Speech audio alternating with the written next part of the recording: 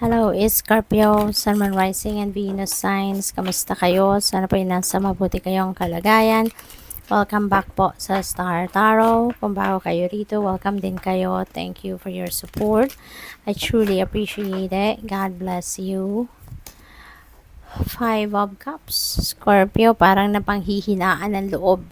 Ang iba sa inyo rito, mayroong panghihinayang, merong parang disgusto, merong frustration, maaring ganon, ano? Nakatingin kayo dito sa kung ano, parang tinangay ng kung ano man, ano, nawala na yung kung ano man ang inaasahan ninyo, no? Or hindi dumating yung kung ano ang inaasahan ninyo, parang ganon. But a reminder sa inyo ng Five of Cups, wag na ninyong ilagay ang focus, no, ninyo sa kung ano ang wala sa'yo or kung ano ang nawala or kung ano ang hindi dumating, kasi wala na, no, you have no power over that. Kaya meron kayong power sa kung ano ang meron kayo sa ngayon. So focus kayo sa kung ano ang meron sa inyo sa ngayon, focus kayo sa kung ano yung focus kayo sa kung ano yung nandiyan sa buhay ninyo sa ngayon, rather than focusing on what you don't have and what you have lost, kasi wala ka namang magagawa na doon. So yun, instead na mag-focus ka sa wala sa'yo, edi mag-isip ka na lang, 'di ba, kung papaano mo ina-navigate yung sitwasyon mo sa ngayon, na papansinin mo kung ano ang blessings na meron kayo sa ngayon, papaano mo ito mapaparami, papaano mo ito mapapagrow, yung mga ganon ba, no? So that's the message ni Five of Cups. Move forward, kung baga, no? Kasi wala ka naman ng magagawa para maibalik, 'di ba, kung ano man ang nawala sa iyo, kung meron man. Kaya move forward na lang. We have Five of Swords. It's another 5. So, synchronicity ito. Meron tayong dalawang magkasunod na 5. So, that becomes number 55. So, I suggest po, pakitingnan ninyo kung anong ibig sabihin ng nung number 55, no? Hindi siya master number. Number 55 for more guidance po. Kasi, yung 5 resonates with change, no? And since double siya, so ibig sabihin, double yung energy ng change. So, kaya kung ano man siguro mga sitwasyon ninyo sa ngayon na hindi masyadong paborable sa'yo, rest assured that it is going to change. Magbabago at magbabago din yan for the better. Kaya, think positive na kayo, positive mindset na kayo, okay? Five of Swords, magulo, no, yung isip. So, this could be internal conflict, no? Naguguluhan ang isipan ninyo. Hindi ninyo malaman siguro ngayon which direction you are heading. And in that case, na mga ganon, nalilito, naguguluhan, allow your intuition to be your guide, no, in those situation. Kasi when you allow your intuition to be your guide, makakasiguro ka na mapupunta ka sa tama, no? It will guide you towards the right path, okay? What else? We have Knight of Pentacles. Ayan, so si Knight of Pentacles is about opportunities, no? Ang mga opportunities na to, pwedeng pagkaperahan. This is opportunities related to money, related to income, yung ganon. Kaya maybe ang iba sa inyo rito is going to receive financial opportunities, investments, mga ganon.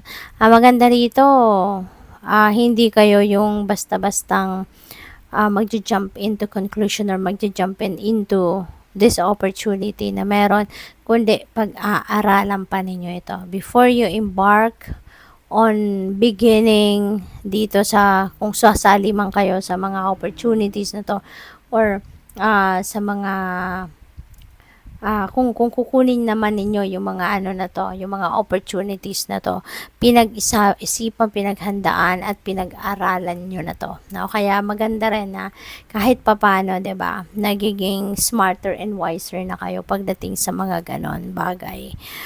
Pagdedesisyonan pa ninyo yan, no? So, maaari talaga na kung ano man ang mga offers sa inyo sa ngayon, maybe you are doing your own research pa. No, maaring inaalam pa ninyo, you are digging deep into that opportunity at hindi kayo rito basta-bastang magde-decision, so which is really good.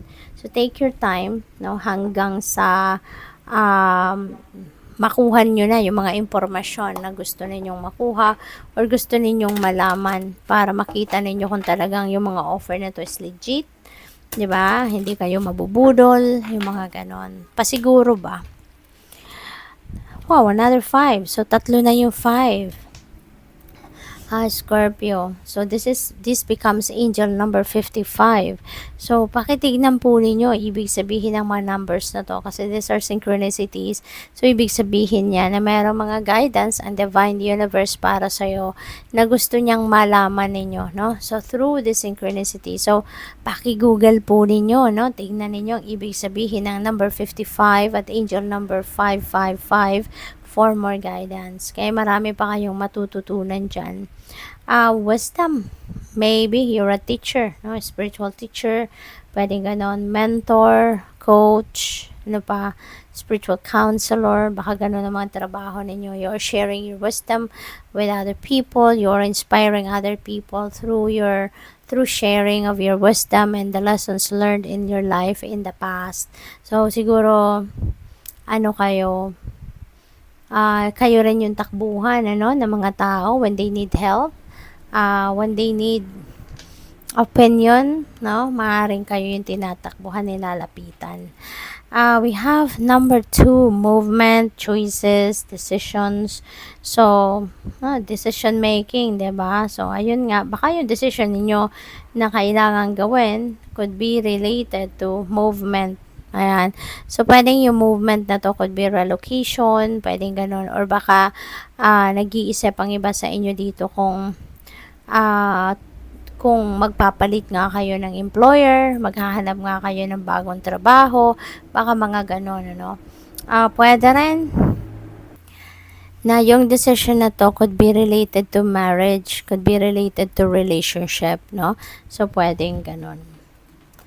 We have number 13, transformation. Ayan. So, si transformation energy is a massive change, no? Laki ng wings. So, most likely, napakalaking pagbabago ang pwedeng mangyari sa buhay ninyo rito. Pwedeng kagustuhan ninyong pagbabagong ito.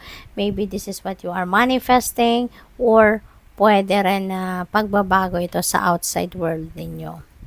We have harmony. Ayan. So, pwede talaga, yung decision na to is regarding marriage. Kasi, harmony, energy. So, pwedeng meron ditong mag-aasawa. Pwedeng meron ditong will settle down in marriage, no? So, possible yan. Pwede rin, ang iba sa inyo rito is going to have yung ninyo, yung samahan ninyo, maaaring you will be more harmonious, maybe you are going to be more closer to each other, 'di ba? Yung parang mas magiging romantic kayo and sweeter. So that will lead to to a happier relationship, 'di ba? So, but definitely, merong kasalan dito. It's either kayo ikakasal or maiimbitahan lang kayo sa isang kasalan. We have uncovering treasure beneath the surface lies great bounty. Ayan. So, parang meron kayong madidiscover sa ngayon na kayamanan, Pwedeng literal, na kayamanan ito, treasure, material na bagay, or pwedeng ito, a golden opportunity na siyang maghahatid sa inyo ng kayamanan, maghahatid ng kaperahan, what else? We have finding sanctuary, opening to your spiritual source. Ang iba sa inyo dito is Scorpio. Maybe you are opening up yourself for reconnecting with the divine. Maaaring ang iba sa inyo dito may realization na parang na-miss ninyo na yung Panginoon, na-miss nyo na yung connection ninyo with the spirit world, no? Parang ganon. Kaya ngayon, parang mas magdadasal na kayo, mas lalapit na kayo sa divine universe sa ngayon, at maaaring lagi na kayong magdadasal, no? Parang ganon. We have joy and delight. Open your heart to joy. Okay? So, others of you, no? Kahit papano ay enjoy nyo naman ang buhay, no? I-enjoy nyo naman yung ano mga blessings ninyo sa buhay ninyo sa ngayon. Hindi na kayo ngayon yung ganito, 'di ba? Na malaki ang panghihinayang sa mga bagay-bagay, na mong problema sa mga bagay-bagay. Ngayon parang eventually mag-change na din yung ano ninyo, mag-change na din yung perspective ninyo, no? Marirealize ninyo na hindi pwedeng lagi na lang kayong malungkot, hindi pwedeng nandoon na lang kayo sa kalungkutan, 'di ba? Sa negative energy. Kaya you're going to come out joyful and delighted then, or delightful. We have distant thunder, clear the air. Ayan, so baka mayroon ditong anticipation, no, for a possible problem. Baka mayroon kayong nakikinikinita na pwedeng maging problema ninyo in the future. Kaya ngayon pa lang, maghahanda ka na, 'di ba? Ngayon maghahanda ka na, or pwedeng pag-iisipan mo kung ano magagawa mo para ma-prevent, no, yung storm na to. Maaari mag-iisip kayo kung papaano ninyo mapiprevent ang ano na to, yung possible na maging problema na parang naa-anticipate ninyo sa ngayon. So, good luck sa'yo. Thank you for watching. Love and light. Namaste.